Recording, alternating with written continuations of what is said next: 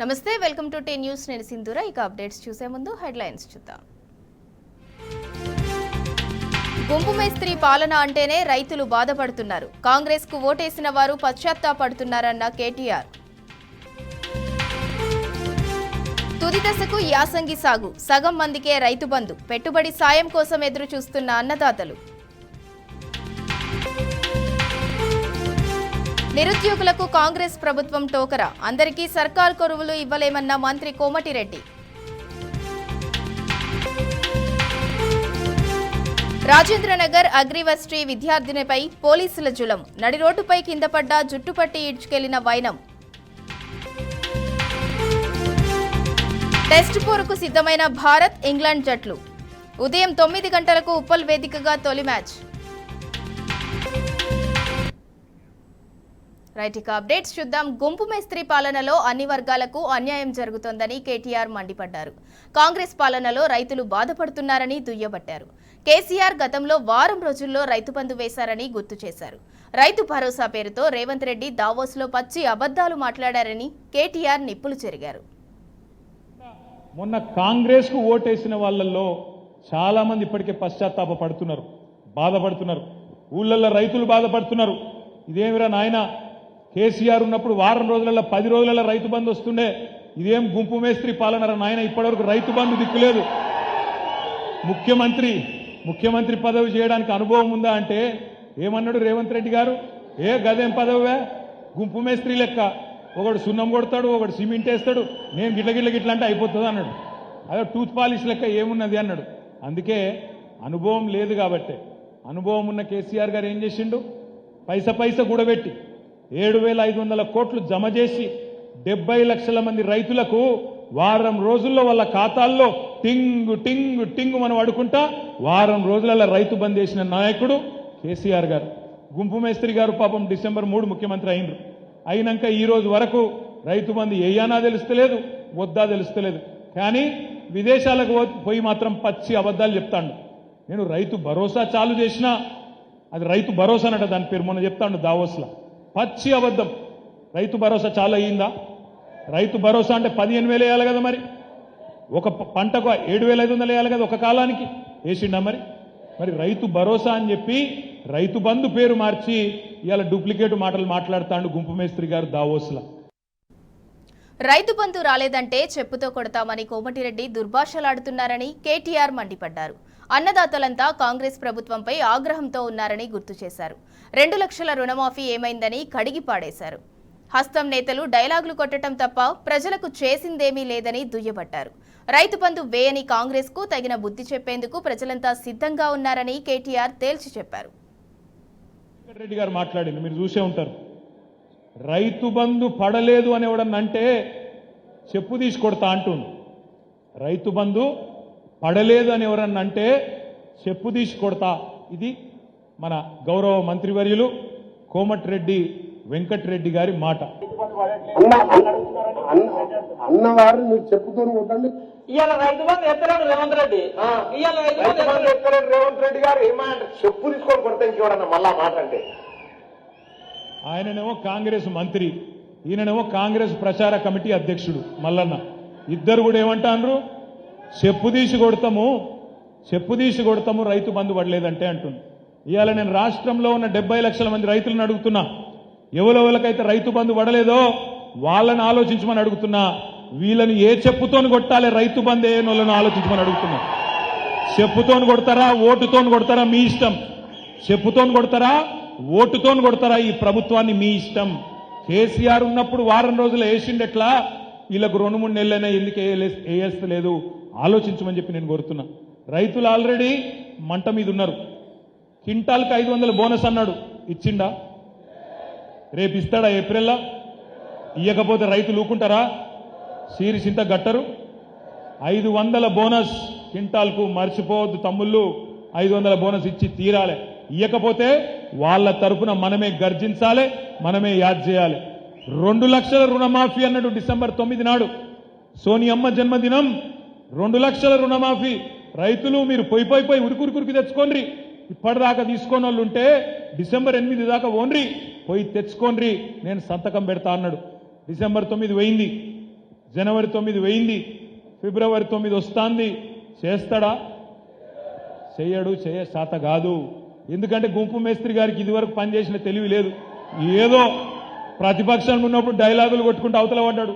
నోటికి ఎంత వస్తా అంత ఒర్రుకుంటా కేసీఆర్ మీద బూతు పురాణం ప్రయోగించుకుంటా ఒర్రుకుంటా తిరిగిండు, ఒర్రుపోతాడు తప్ప ఆయనకేం తెలియకేదో మాట్లాడిండు, ఫసాయించిండు. ఇలా కింద మీద పడతాడు. అందుకే నేను అంటున్నా, 2 లక్షల రుణమాఫీ చెయ్యనందుకు, రైతు భరోసా చాలు చేయనందుకు, రైతు భరోసా చాలు చేయకపోగా ఉన్న రైతు బంధు వేయనందుకు, తెలంగాణ రైతన్నలు రైతు బంధు అడిగితే చెప్పుతోని కొట్టమన్నందుకు రేపు ఓటుతో కొడతారు కరీంనగర్ లోక్సభలో కూడా కాంగ్రెస్ పార్టీని అనే మాట నేను మీకు విజ్ఞప్తి చేస్తా ఉన్నా. కరీంనగర్ ఎంపీగా బండి సంజయ్ చేసిందేమీ లేదని దుయ్యబట్టారు కేటీఆర్. 5 ఏళ్లలో ఒక్క మంచి పని కూడా చేయలేదని మండిపడ్డారు. బండి సంజయ్ దిగజారుడు రాజకీయం చేస్తున్నారని నిప్పులు చెరిగారు. రాజకీయాల కోసం దేవుణ్ణి తాము ఏనాడు వాడుకోలేదన్నారు. కరీంనగర్ అభివృద్ధిపై వినోద్ కుమార్తో చర్చకు బండి సంజయ్ సిద్ధమా అని కేటీఆర్ సవాల్ విసిరారు. ఇవాళ తెలంగాణలో కొంతమంది బీజేపీ ఎంపీలు కూడా గెలిచింది, 4 గెలిచింది. ఆ 4లో అగ్రగణ్యుడు మహానుభావుడు మీ కరీంనగర్ ఎంపీ గారు. ఎంత గొప్పవాడంటే ఆయన 5 ఏళ్లలో ఆయన సాధించింది ఏందయ్యా అంటే మనకు క్యాలెండర్ గురించి మాత్రం మంచిగా చెప్పిండు.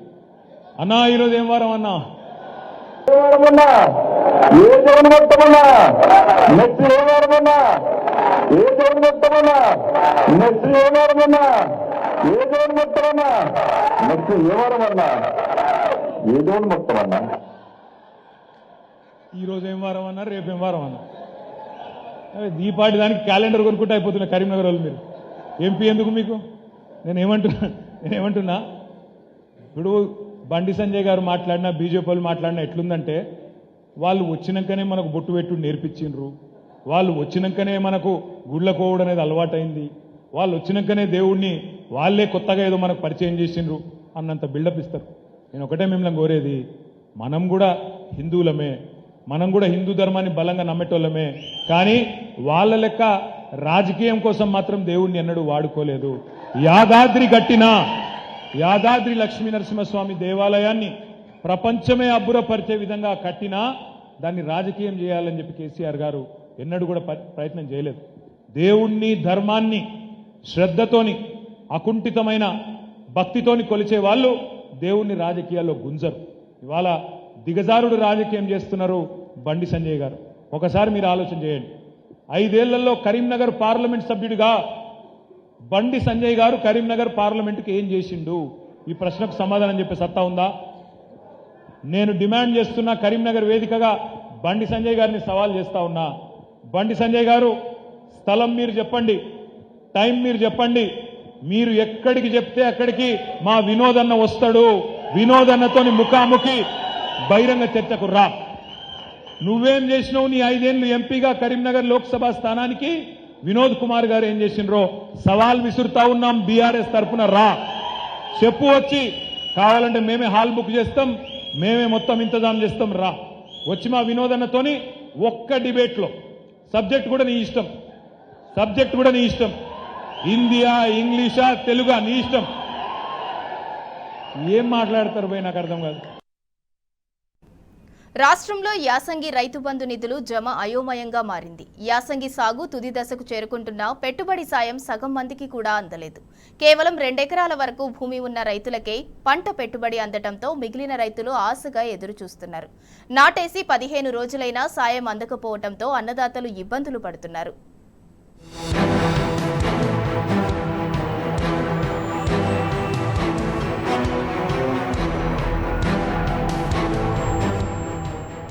యాసంగి రైతు బంధు పెట్టుబడి సాయం పంపిణీ అయోమయంగా మారింది. ఎన్ని ఎకరాల వరకు రైతు బంధు నిధులు చెల్లించారో, ఎంతమంది రైతుల ఖాతాల్లో జమ చేశారో తెలియని పరిస్థితి నెలకొన్నది. ఇప్పటి వరకు 2 ఎకరాల వరకు భూమి ఉన్న రైతులకు మాత్రమే రైతు బంధు జమ అయినట్టు తెలిసింది. ఇందులో కూడా ఎకరం భూమి గల కొందరు రైతులకు పెట్టుబడి సాయం అందలేదు. ఈ యాసంగిలో 89 లక్షల మంది రైతులకు 7,600 కోట్ల రూపాయల పెట్టుబడి సాయం పంపిణీ చేయాల్సి ఉన్నది. ప్రభుత్వం ఇప్పటి వరకు 35 లక్షల మంది రైతులకు సుమారు 2,000 కోట్ల రూపాయలు మాత్రమే పంపిణీ చేసినట్టు తెలిసింది. ఈ లెక్కన ఇంకా దాదాపు 34 లక్షల మంది యాసంగి పెట్టుబడి సాయం కోసం ఎదురు చూస్తున్నారు. వీరికి ఇంకా సుమారు 5,600 కోట్ల రూపాయలు పంపిణీ చేయాల్సి ఉన్నది.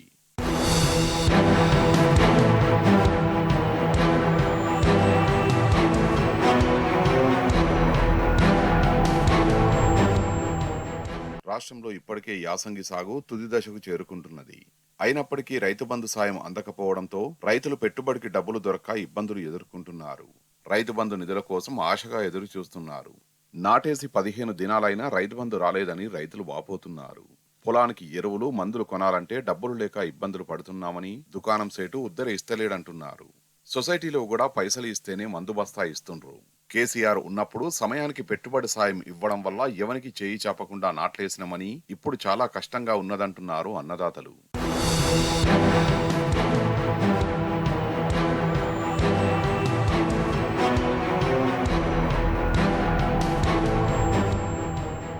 రైతులు రైతు బంధు కోసం ఎదురు చూస్తుండగా మంత్రులు మాత్రం ఇష్టానుసారం నోరు పారేసుకుంటున్నారు. రైతు బంధు రాలేదన్నోళ్లను చెప్పుతో కొట్టండంటూ మంత్రి కోమటిరెడ్డి వెంకటరెడ్డి చేసిన వ్యాఖ్యలు రైతుల్లో మరింత ఆగ్రహం తెప్పిస్తున్నాయి. సమయానికి పెట్టుబడి సాయం అందించకపోగా రైతులపైనే మంత్రులు నోరు పారేసుకోవడం విమర్శలకు తావిస్తున్నది. మరోవైపు కౌలు రైతులకు పెట్టుబడి సాయం ఊసేలేదు.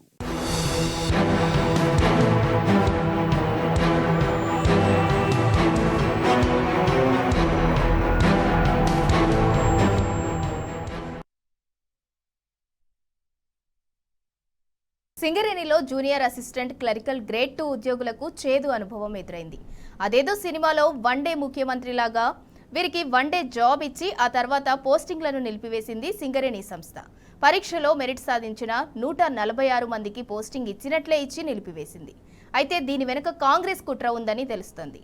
కేసీఆర్ హయాంలో ఇచ్చిన నోటిఫికేషన్ను తమ ఖాతాలో వేసుకునేందుకు కాంగ్రెస్ పెద్దలు ఈ కుట్రలకు పాల్పడుతున్నట్లు ఆరోపణలు వస్తున్నాయి.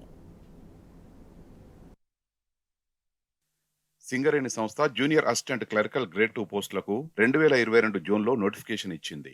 డిగ్రీ అర్హతతో అదే ఏడాది సెప్టెంబర్ 4న పరీక్ష నిర్వహించింది. సెప్టెంబర్ 11న రిజల్ట్ కూడా వచ్చింది. అయితే పరీక్ష రాసిన వారిలో కొందరు కోర్టును ఆశ్రయించారు. మెరిట్ లిస్టులో ఉన్న అభ్యర్థుల న్యాయ పోరాటంతో సింగిల్ బెంచ్ విచారణ అనంతరం డివిజన్ బెంచ్కు చేరింది. వాదోపవాదనలు ఆధారాలన్నీ పరిశీలించిన తర్వాత 2023 సెప్టెంబర్ 21న జస్టిస్ షావలి, జస్టిస్ అనిల్ కుమార్తో కూడిన ద్విసభ్య ధర్మాసనం వెంటనే వీరికి పోస్టింగ్లు ఇవ్వాలంటూ ఆదేశించింది. ఈ మేరకు మెరిట్ లిస్టు ఆధారంగా అక్టోబర్ 3-4 తేదీల్లో కొత్తగూడెంలోని సింగరేణి కార్యాలయంలో సర్టిఫికేట్ వెరిఫికేషన్ నిర్వహించారు. అందులో అర్హత సాధించిన వారికి మరుసటి రోజే మెడికల్ ఎగ్జామినేషన్ చేశారు.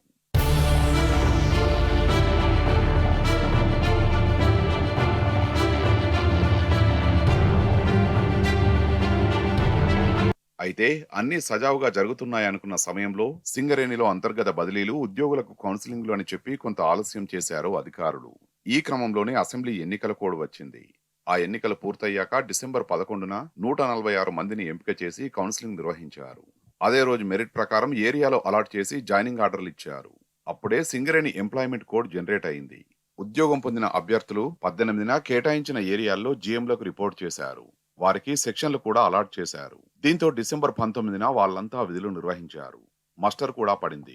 కానీ అదే రోజు సాయంత్రం ఆయా ఏరియాల జీఎంల నుంచి వారికి మౌఖిక ఆదేశాలు అందాయి. రేపటి నుంచి విధుల్లోకి రావద్దంటూ ఆదేశించారు. తర్వాతి రోజు అడిగితే సింగరేణి ఎన్నికలు నడుస్తున్నాయి కాబట్టి ఎన్నికల కోడ్ ఉందని, అందుకే ఆపేశామని చెప్పారు. చివరకు సింగరేణి ఎన్నికల కోడ్ ముగిశాక డిసెంబర్ 27న జీఎం ఆఫీసుకు వెళ్లి అడిగితే తమకు పైనుంచి ఎలాంటి ఆదేశాలు రాలేదని చెప్పారు. దీనిపై సింగరేణి సీఎండీ బలరాంను 4-5 సార్లు కలిసినా, ఉప ముఖ్యమంత్రి బట్టి విక్రమార్కను కలిసినా ఒకరిపై ఒకరు కారణాలు చెప్పి తప్పించుకుంటున్నారని బాధితులు వాపోతున్నారు.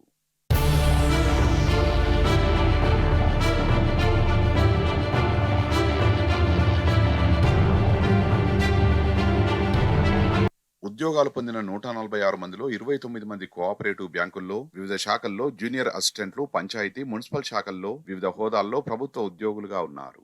ఈ ఉద్యోగం వచ్చిందని వారంతా సింగరేణి నిబంధనల మేరకు డిసెంబర్ 1వ తేదీకి ముందుగానే పాత ఉద్యోగాలకు రాజీనామాలు చేశారు. మరో 40 మంది ప్రైవేట్ సెక్టార్లలో సాఫ్ట్వేర్ ఇంజనీర్లుగా, ఇతర కంపెనీల్లో పెద్ద హోదాల్లో పనిచేసి సింగరేణి ఉద్యోగం వచ్చిందని రిజైన్ చేశారు. ఉద్యోగం ఇచ్చి ఒకరోజు పని కూడా చేయించుకున్న సింగరేణి యాజమాన్యం మరుసటి రోజే విధులకు రావద్దని చెప్పడంతో ఈ కుటుంబాలన్నీ ఇప్పుడు ఆర్థిక ఇబ్బందులు ఎదుర్కొంటున్నాయి. ఇక ఇందులో మరో విషాదం ఏమిటంటే, కౌన్సిలింగ్ జరిగిన రోజు ఈ 146 మందితో సింగరేణి సంస్థ 2 లక్షల రూపాయలకు బాండ్ రాయించుకుంది. ఈ సమయంలో ఒరిజినల్ సర్టిఫికెట్లు కూడా తీసుకుంది. తాజాగా ఒకరిద్దరికి కేంద్ర ప్రభుత్వ ఉద్యోగాలు వచ్చాయి. వాళ్ళు వెళ్లి సర్టిఫికెట్లు అడిగితే 2 లక్షల రూపాయలు కడితేనే ఇస్తామంటూ అధికారులు చెబుతున్నట్లు సమాచారం. ఇటు ఉద్యోగం లేక, అటు సర్టిఫికెట్లు రాక నానా అవస్థలు పడాల్సిన దుస్థితి వచ్చిందని వారంతా ఆందోళన చెందుతున్నారు. అయితే ఉద్యోగుల జీవితాలతో సింగరేణి సంస్థ ఆడుకోవడం వెనుక కాంగ్రెస్ కుట్ర ఉన్నట్లు తెలుస్తోంది. ఎన్నికలకు ముందు కాంగ్రెస్ పార్టీ గెలిస్తే 2 లక్షల ఉద్యోగాలు ఇస్తామని హామీ ఇచ్చింది. అందులో భాగంగానే సింగరేణి సంస్థలో భర్తీ చేసే ఉద్యోగాలకు కాంగ్రెస్ తరపున నియామక పత్రాలు ఇచ్చి ఆ క్రెడిట్ కొట్టేసేందుకు ఇదంతా చేస్తుందనే ఆరోపణలు వినిపిస్తున్నాయి. వాస్తవానికి సింగరేణి పబ్లిక్ సెక్టార్ కంపెనీ. ఉద్యోగాల రిక్రూట్మెంట్ అనేది ఆ సంస్థ అంతర్గత విషయం. ఇందులో రాష్ట్ర ప్రభుత్వానికి ఎలాంటి సంబంధం లేదు. ఈ చిన్న లాజిక్ తెలుసుకోకుండా ఇచ్చిన ఉద్యోగాలను ఆపి ఉద్యోగులను ఇబ్బందులు పెట్టడం ఏమిటని సింగరేణి సంస్థలోనే ఉన్నత హోదాలో పనిచేసే పలువురు పెదవి విరుస్తున్నారు. ఇవే కాకుండా సింగరేణి వ్యాప్తంగా 11 ఏరియాల్లో కేసీఆర్ సర్కారు ఉన్నప్పుడు కారుణ్య నియామకాలకు క్లియరెన్స్ పొందిన మరో 400కు పైగా పోస్టుల్ని కూడా ఆపేశారు. ఇందులో శిక్షణ పూర్తి చేసుకుని విధుల్లో చేరేందుకు సిద్ధమైన వారు 100 మందితో పాటు కొత్తగా శిక్షణకు అర్హత సాధించిన వారు 300 మందికి పైగా ఉన్నారు. ఈ ఉద్యోగాలు కూడా తామే ఇచ్చినట్టు ప్రచారం చేసుకోవడానికి ఇప్పుడున్న ప్రభుత్వ పెద్దల చేతుల మీదుగా తిరిగి మరొకసారి నియామక ఉత్తర్వులు అందజేయడానికే సింగరేణిలో రిక్రూట్మెంట్ ఆపేసిందనే ప్రచారం జోరుగా సాగుతుంది.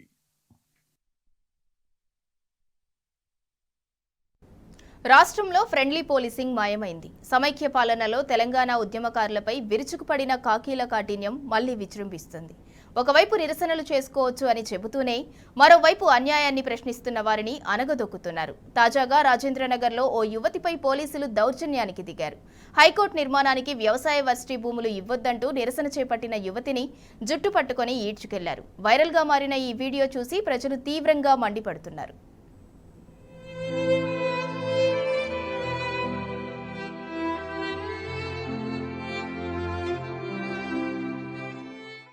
అది రాజేంద్రనగర్లోని వ్యవసాయ యూనివర్సిటీ. హైకోర్టు నిర్మాణానికి ప్రభుత్వం జారీ చేసిన జీవో 55ను వెనక్కి తీసుకోవాలని కొన్ని రోజులుగా శాంతియుత నిరసనలు జరుగుతున్న ప్రాంతం. ప్రభుత్వ నిర్ణయానికి వ్యతిరేకంగా స్టూడెంట్స్ నిరసనలు చేస్తున్నారు. ఇందులో భాగంగా బుధవారం కూడా నిరసన జరిగింది.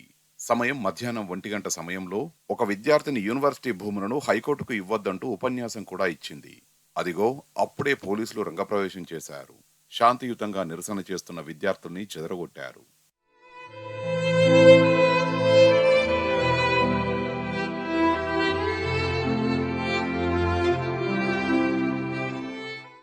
అంతేకాదు, విద్యార్థులని కూడా చూడకుండా దౌర్జన్యానికి దిగారు పోలీసులు. ఇదే క్రమంలో ఓ యువతి పరిగెత్తగా ఆమెను బైక్ పై వెంబడించిన 2 మహిళా పోలీసులు ఆమె జుట్టు పట్టుకొని ఈడ్చుకొని వెళ్లారు. ఆ యువతి అదుపు తప్పి రోడ్డుపై కుప్పకు వెళ్లినా ఆమె జుట్టు వదలకుండా ముందుకు లాక్కెళ్లారు. దీంతో ఆమెకు చేతులు, కాళ్లు, శరీరం ముందు భాగంలో గాయాలయ్యాయి. ఇదేం పద్ధతి అని కంటతడి పెట్టుకుంటూ ప్రశ్నించిన ఆ బాధిత యువతికి మరింత నిర్లక్ష్యంగా సమాధానమిచ్చారు ఆ పోలీసులు. ఇట్లనే ఉంటది సీన్ అంటూ దురుసుగా మాట్లాడారు.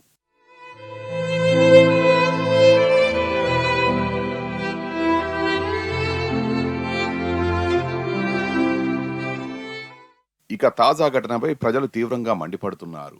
సోషల్ మీడియాలోనూ నెటిజన్లు ప్రభుత్వం పోలీసుల తీరుపై తీవ్ర ఆగ్రహం వ్యక్తం చేస్తున్నారు. యూనివర్సిటీకి చెందిన భూములను ఇతర నిర్మాణాలకు ఇవ్వొద్దని కోరితే ఇలాగే ప్రవర్తిస్తారా అని నిలదీస్తున్నారు. ఈ ఆందోళనతో ఆ యువతికి సొంతంగా ఉనగూరేది ఇసుమంతైనా ఉందా అని సూటిగా ప్రశ్నిస్తున్నారు. రేపటి తరానికి భరోసానిచ్చేలా వ్యవసాయ యూనివర్సిటీ ఉండాలనేదే ఆమె ఆకాంక్ష అని బాధితురాలికి మద్దతుగా నిలుస్తున్నారు.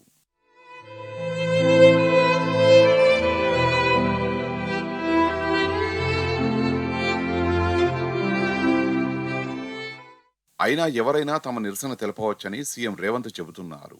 మరి ఈ ప్రకటనకు తగ్గట్లు పరిస్థితులు ఉన్నాయా అంటే ఖచ్చితంగా లేవనే చెప్పాలి. అమ్మాయి అని కూడా చూడకుండా ఈడ్చుకెళ్లడమేంటని ప్రజలు ధ్వజమెత్తారు. నాడు తెలంగాణ ఉద్యమ సందర్భంలోనూ కాంగ్రెస్ ప్రభుత్వం విద్యార్థులపై పోలీస్ కాండ కొనసాగించిందని, హాస్టళ్లలోకి చొరబడి లైట్లు ఆర్పేసి అమ్మాయిలపైన లాఠీలతో విరుచుకుపడ్డారని గుర్తు చేస్తున్నారు. 10 ఏళ్ల తర్వాత మళ్లీ కాంగ్రెస్ ప్రభుత్వంలో పోలీసులు మరోసారి మళ్లీ కఠినత్వానికి తెరలేపారని ఆగ్రహం వ్యక్తం చేస్తున్నారు. సదరు మహిళా కానిస్టేబుళ్లపై కఠిన చర్యలు తీసుకోవాలని డిమాండ్ చేస్తున్నారు.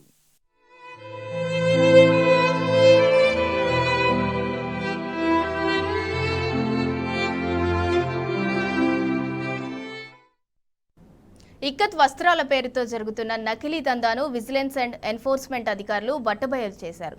ఈ మేరకు పోచంపల్లిలోని పలు దుకాణాలపై దాడులు చేసిన అధికారులు 12 మంది వ్యాపారులకు నోటీసులు అందించారు. ఇదిలాగే కొనసాగితే భవిష్యత్తులో ఇక్కత్ వస్త్రాల అడ్రస్ ఉండదని హెచ్చరించిన అధికారులు వినియోగదారులు హ్యాండ్లూమ్ మార్క్స్, బ్రాండ్, లోగో చూసి కొనుగోలు చేయాలని సూచించారు.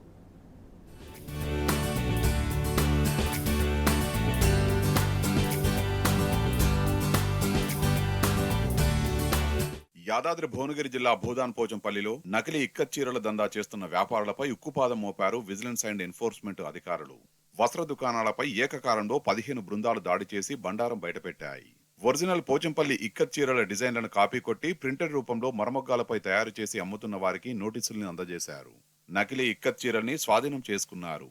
చేనేత సహకార సంఘం పోచంపల్లి ట్రేడర్స్ అసోసియేషన్ సభ్యులు ఇచ్చిన ఫిర్యాదు మేరకు దాడులు చేసినట్లు అధికారులు తెలిపారు.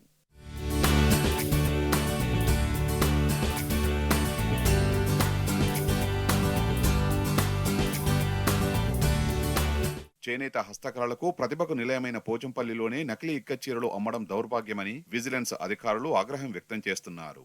ఇది ఇలానే కొనసాగితే హ్యాండ్లూమ్ మొగ్గాలన్నీ మూలకు పడతాయని, కేవలం మరమొగ్గాలపై నేసే నకిలీ చీరలు మాత్రమే దర్శనమిస్తాయని హెచ్చరిస్తున్నారు. చేనేత వస్త్రాలను కొనుగోలు చేసే వినియోగదారులు చీరలపై ఉండే India handloom mark brand logo mark చూసి కొనాలని అధికారులు సూచిస్తున్నారు. లేదంటే క్వాలిటీ పరంగా తీవ్ర మోసానికి గురికాక తప్పదని హెచ్చరిస్తున్నారు. మరమగ్గాలపై తయారు చేసే నకిలీ ఇక్కత్ చీరల్ని ఆదరిస్తే నిజమైన చేనేత కార్మికులు నష్టపోతారంటున్నారు. మరి అంత గొప్ప ప్రపంచంలో పేరెన్నికైన పోచంపల్లి ఇక్కత్ ప్రోడక్ట్ని దాన్ని ప్రింటెడ్ రూపంలో మరమగ్గాల పైన తయారు చేసి హ్యాండ్లూమ్ అని చెప్పేసి పోచంపల్లి కేంద్రంలోనే అమ్మడం అనేటువంటిది చాలా దౌర్భాగ్యము. మరి మా దృష్టికి ఇక్కడ ప్రైవేటు షాపులలో మరమగ్గాల మీద తయారైనటువంటి వస్త్రాన్ని పోచంపల్లి ఒరిజినల్ శారీ అని చెప్పేసి అమ్ముతున్నారు. దాన్ని గమనించి మేము ఈరోజు ఏకకాలంలో 12 షాపుల పైన మేము సెర్చ్ అండ్ సీజ్ చేసేసి మేము అన్ని షాపులలో కూడా ఈ యొక్క ప్రింటెడ్ ఇక్కత్ శారీసు, పోచంపల్లి ఇక్కత్ పవర్ల మీద తయారు చేసిన శారీసు ఇవన్నీ కూడా మేము ఈరోజు సీజ్ చేయడం జరిగింది. చేనేత కళలకు పెట్టింది పేరు నల్గొండ జిల్లా పోచంపల్లి. పోచంపల్లి చీరలు అంటే వాటి ప్రత్యేకతే వేరు. పూర్తిగా ప్రకృతిలో దొరికే పట్టుతో, రంగులతో టైమ్ అండ్ డై పద్ధతిలో మగ్గంపై ఒక్కో చీరను 4 రోజుల పాటు నేస్తారు ఇక్కడి చేనేత కళాకారులు. చల్లగా చర్మానికి ఎలాంటి హాని చేయకుండా నిత్యం సువాసనతో ఉండే ఇక్కడి చీరలు బంగారంతో సమానం.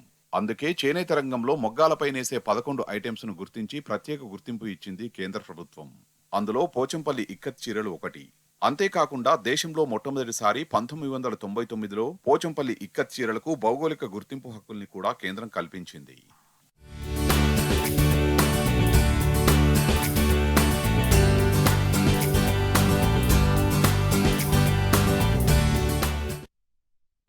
ఇవి bulletin updates. Keep watching tea news.